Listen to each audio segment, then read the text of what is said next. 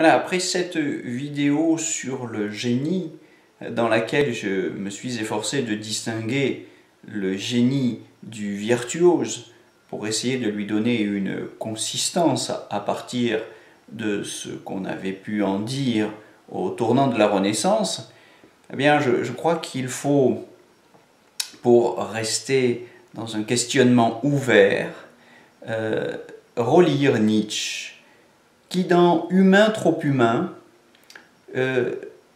critique cette distinction du génie et de la virtuosité. Pour Nietzsche, le génie comme être inspiré, c'est une mystification. Il a cette formule du génie qui serait capable de regarder Dieu par sa lorgnette. L'image de la lorgnette dans ce texte a manifestement un sens péjoratif, très critique. Pour Nietzsche, le génie, c'est du travail. C'est essentiellement et uniquement du travail. Dans ce texte, Nietzsche procède à une critique radicale, contestant ce qui pourrait s'apparenter à une mystification. Le génie essaie de nous faire croire à la connexion privilégiée qu'il aurait avec le divin. Alors que pour Nietzsche, le génie consiste essentiellement à nous faire oublier le travail qu'il a fallu pour atteindre ce niveau de perfection, d'accomplissement. Ce n'est juste qu'une ruse technique.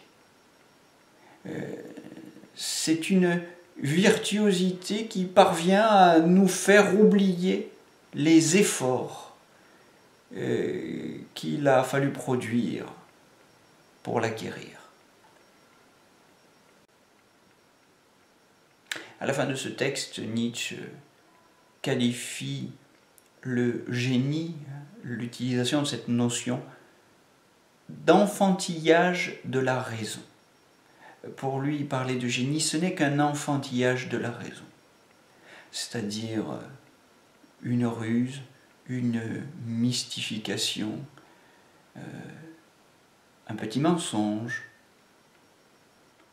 ou bien, si ça existe, puisqu'après tout, le mot est passé dans l'usage courant, eh bien, en tout cas, qu'on sache que ce n'est fondamentalement rien de différent, que ce n'est pas différent de la virtuosité, de la perfection technique.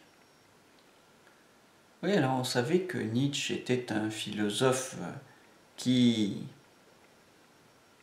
exerce son sens critique de manière très aiguë. C'est un post-kantien chez qui la notion de critique a tout son sens. Il nous dit même qu'il philosophe, selon sa formule, à coups de marteau, et qu'il est là pour briser toutes les idoles.